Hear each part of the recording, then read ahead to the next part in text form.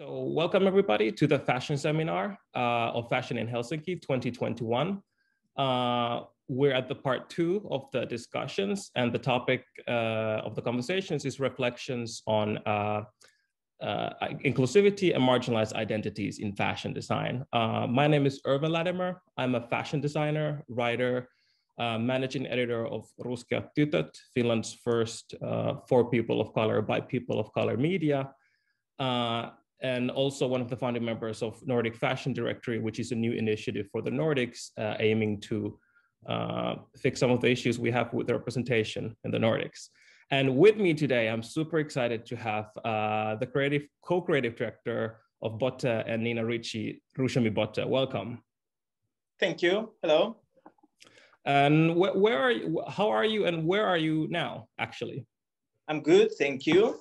I'm now at Nina Ricci in the office. In Paris? Yes, we're in Paris. Okay, cool. So kind of before we even go further in the questions, I want to know, like, myself as a designer, if I'm presenting myself in a new situation, I usually kind of like to state my identity. I usually say that I'm a queer designer of color, or like I'm a brown queer designer, something like this. I wonder, do you, and I'm not suggesting that that's something that one should do, but I'm curious, is that something, maybe now people do know you, but earlier on, did you ever felt like a need to kind of hyphenate or have something like that with your kind of designer identity? No, I never had that. I always let my work speak for itself, and it's more of the way I grew up, it's more of just work really hard and just differentiate yourself with your work, just let the work speak for itself. Exactly. And I think for myself, I thought it's much more stronger, and that's also the way I am, I normally I don't scream a lot, I scream more in my work, let's say. Mm-hmm. Yeah, exactly. And that's, and often, maybe it's author Toni Morrison has this quote, I'm paraphrasing, that in America means white and everyone else has to hyphenate. And maybe that's the sort of idea that, especially I'm from Finland, which is an extremely white country. So therefore sometimes I feel like there is this need, because the presumption is that if we just think of a designer, there's a particular look there, right? Sense. Yeah, for sure. And maybe it also has to do with because I studied in Antwerp, and Antwerp, very international school, Exactly. So there's no such thing as where you're from. It didn't matter. So I was, in that sense, I was quite privileged when studying, because it was let your work speak. It doesn't matter the color, where you're from. It doesn't matter. Your work comes first. That's the thing that people look at. So that is maybe why I don't present myself as Black designer, as designer. Interesting. I'm actually curious. In Antwerp, did you have any kind of professors or teachers of color there that were teaching you? Just came to my mind now. Oh, that's a good question. No, when I think of it, and that's when you're asking it now. When I think of it, I never looked at it that way, but there was not. Yeah, because there's of course always the criticism or the discussion of like who kind of what position person is given the criticism from, etc. How do they understand what you're talking about, etc. And actually this kind of, we're going to get into that a little bit later, but I also want to ask, how do you think your brand Botte identifies? Would you call it like how, because if I would, in my mind, I would list like, if I just think like, okay, Black brands or like brands that kind of offer me the representation that I need, I do, Botte definitely is among that. Do you, in your own kind of own words, what is Botte about, and is that sort of, is Blackness kind of inheritedly part of that? I'm curious. Yes, it is, because Botte is a reflection of who I am, who my partner is, and it's really a diary, you know. Butter, you can see butter as we speak for people who cannot speak for themselves, you know. We saw it almost as a platform when we were still studying. We took ourselves very serious, you know, and we saw fashion as a platform where we could stand up for people, you know, that are less represented in the world, you know, and this is how we see butter. Mm-hmm. Yeah, and you design butter with your partner Lizzie Herrenbrach. Am I saying that right? Okay. Oh, I tried to rehearse beforehand. I was listening to an interview with you guys you did for it was on YouTube, an interview, and I was like just repeating and repeating, like how is she saying it? Sorry, go ahead. It's a bit more easier to pronounce it now, but for the French it's horrible, you know, to have the yeah, because we have those hard R's. Yeah. But I'm curious now, how does it, because I think it's kind of a beautiful example that a brand that kind of tells that story and has that representation, that still the people at helm, you know, you share this kind of responsibility through you because you share a Caribbean heritage yourselves, right? Like both of you. Yeah. Have I understood it correctly? Yeah. So I wonder, like, yes. how does that work between you? And I'm not suggesting that because she's white she couldn't talk about these things. Of course, that's not what I'm asking. Yeah. But I'm sort of curious, like, because it's a nice example that, you know, not only Black designers should talk about these things, and not only Black designers should provide this representation, etc. So I'm curious, how does that, when you talk about all of these things that you mentioned about butter, how does it work between you? Between us, it's quite natural. Also in that, quite privileged, you know, because Lizzie also, her family is, the half of her family is also dark skinned, you know, she's half Dominican. The way she was brought up, it's same as mine, you know, being with different kind of races, it doesn't matter. She knows I've been through, and she knows what Black people been through, you know, because was brought up, it's also asking, not being like neglecting, you know, asking about it, being curious, and not like running away from some certain topics, you know. It's really confronting, and so that's the way we can really have these conversations, like it's natural, you know. It's like also with my talking with family or talking with friends, you know, there are no boundaries, you know. It's yeah, she knows what I go through, and yeah, it's easy to translate it, you know, and easy to talk about it because she looks at it as the same as I do, you know. So for us, she shares the same values, the same, maybe even more, you know, because she's more rebellious, even, you know. So it's perfect, you know, the way we work in synergy.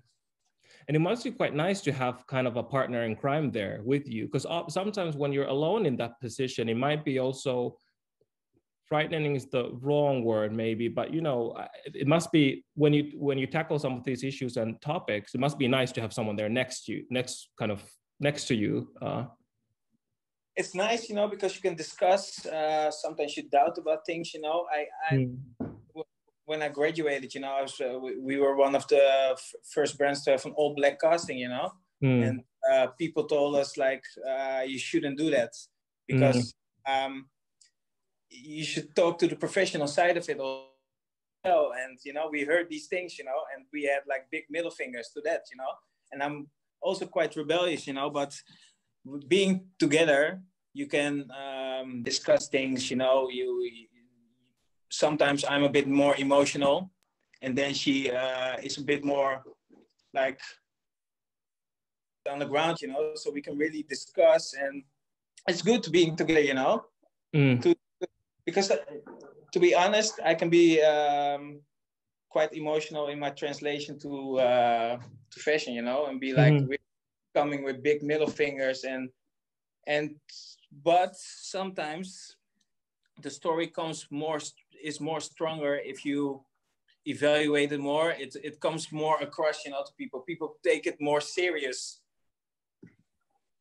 Absolutely, and of course, I mean, it's I think any creative process is emotional, but especially when something that is sort of part of you is in that process, it's very easy, I think, as a designer to kind of really get like have strong emotions about what you're talking about, especially in these instances, like you mentioned, where like if you have an all black casting, there's like questions about that and like what does that mean?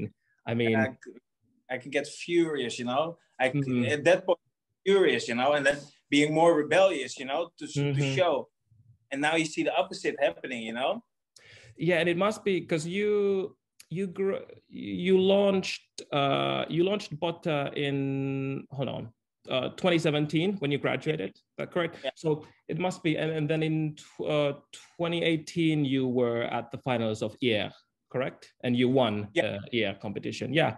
And I'm curious, like how, I mean, in such a short time, things must have changed a little bit. If we talk about these things, like, for example, having, obviously, you know, issues with the representations are much more than just castings on a fashion show. But if we, as an example, do you see a big change kind of in this time? Absolutely. Absolutely. As I told you, you know, we were one of the first who had an all black casting, and now you see more black people in the casting, you know. But when we started, it was weird to have an all black casting, you know, because you should have Asians, you should have white also, you know, to speak different kind of people. But for me, this was really a statement. For me, there was a chance, you know, to show that it can be different, you know. It doesn't have to be like this classical method of how the fashion world was thinking, you know. So for us, we were really happy, you know, and coming in here, you know, we were working with Maida as a casting director.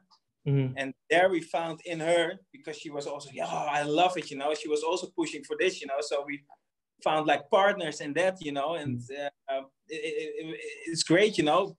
It's like kicking a bit against the old school heritage thing, you know. I love it, to kick in some doors, you know. Exactly. And it's interesting because when you're up and coming, a graduating student or starting your brand, there's not many places where you can kind of show the power of decision that you have. And casting is one of those things where you can a little bit kind of show that, no, we're doing it exactly like this, like how I'm telling you, and you need to watch what I'm telling you. And it's a bit, you know, what you just said, you know, it's a tiny bit of the representation, but for us, this was the thing we could do at that moment, so we did it full out, you know, full blast. Exactly. Perfect. I'm curious, actually, since we're talking about ER. Yeah. I read from you know, according to Vogue magazine, you know, the collection was talking about hold on, I'm losing my notes here. Your mutual Caribbean heritage. And according to Vogue, you addressed, you know, cultural issues of gender fluidity with a bit of a sense of humor, you know, big things, representation, gender fluidity, and then adding a bit of humor to that. In those spaces, with those judges panels, did you feel, was it easy to bring those things up? Or was what I may be trying to ask that maybe the judges panel did not represent what you were talking about. How did it feel to bring those issues up? And did it feel easy? Were you nervous about it at all? It was more, I was more nervous, you know, because I was looking at Haider Ackerman. And I was, in let's say in the academy in Antwerp, we do a lot of presentations, you know. You learn how to speak about your work, and you do it in front of a big jury. So I was not, I was not like, how do I say it, nervous to talk about that, you know. I was more, I was feeling more, I wanted to talk about it, you know. I wanted to show it, that the fashion world can change, you know. Yeah, exactly. bit naive, you know, big dream big, you know, but showing it there, I felt like they really appreciated it, you know, and they really understood. They understood it also. Let's Yeah, say that's an important thing. Actually, I was going yeah, to ask about that. Yeah. they understood it, you know, and the questions they were asking also, it was really a conversation, and they were really interested. And for me, that was good, you know, because it's not just showing your work, presenting it, but they were really curious to know about these topics, you know, about these topics. And for me, it's like putting gasoline on fire, you know, and then it's good, you know, because you feel like they're listening to your story that you want to.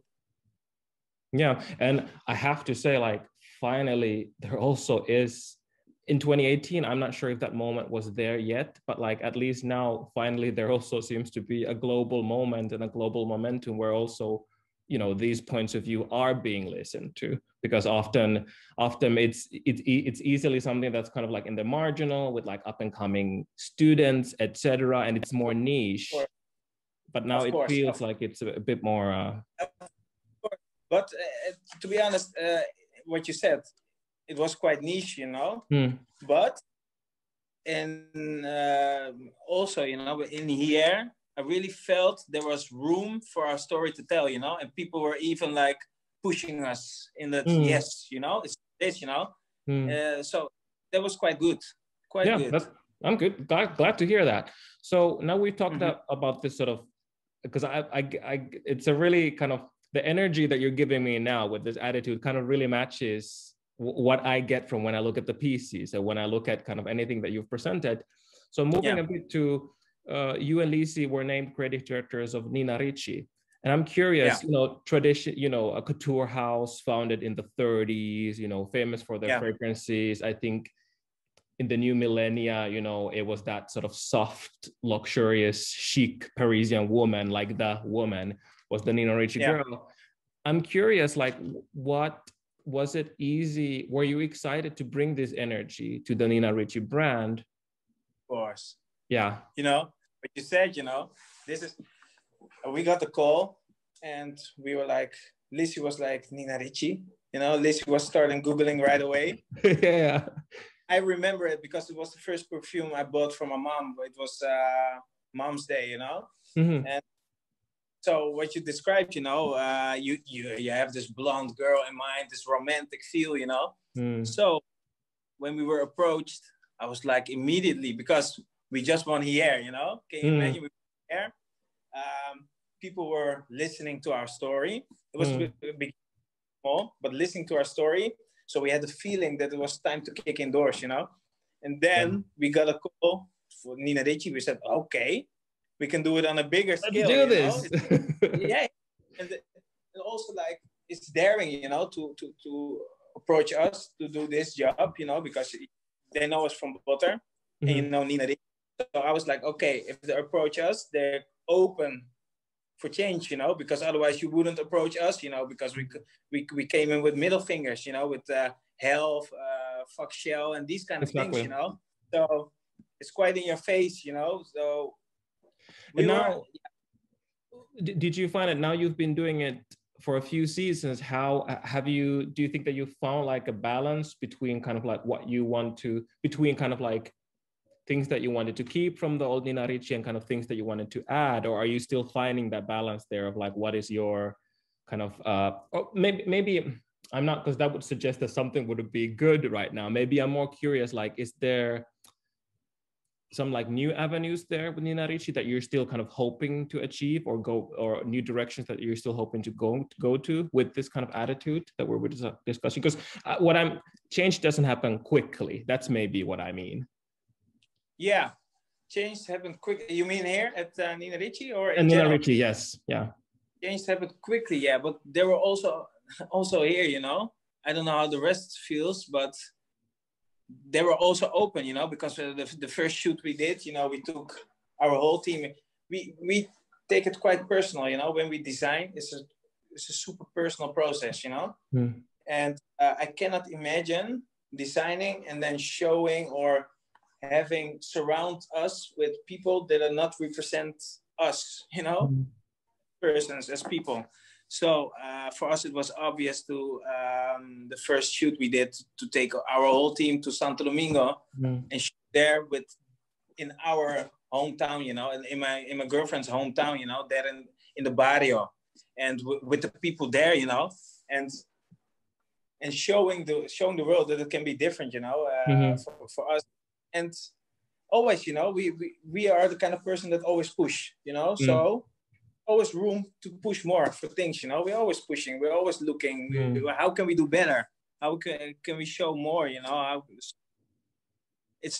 we don't like to be in this state of it's done, it's set. No, it's never, it's let's push more, Yeah, and I think that is something I've noticed in my work, and when I look at some of my colleagues and peers, like often I feel when you come from a marginalized position, when you're kind of pushing back against the norm, there's always this sense of like, no, exactly. Like we need to, when we reach a certain level, it's like, okay, have a break, but let's go. Like we need to go even further and push even more. Yeah, go ahead. That is how I think you as well, I was brought up I grew up in Curaçao, but we moved when we were 2 to a small village near Amsterdam, all white village, but always hearing from my parents, you have to work twice as hard, and this is in my mentality, I have to work twice as hard. We always have to push, always. And it's this sort of double-edged sword, because sometimes, at least I feel like when I'm being invited to a project, a creative thing, often there's also an assumption that, okay, hey, you're going to fix this thing for us, right? Like you're going to do these amazing things. And sometimes you just feel like, God damn it, like I just want to do nice things. Like, yeah, exactly. Stop bothering me. Yeah. I mean, there would be so much more to talk about with this issue. And, obviously we mentioned, we mentioned castings, we talked about who's designing, but obviously I'm sure we both agree that issues with representation are much more than that. It's also who is in the actual positions of power, etc. But we're going to save that discussion for another time, because our time is due now. But it was so lovely to talk with you. Thank you for having me. It was an interesting discussion. I would love to do it again. Yes, please, let's make sure to do this again.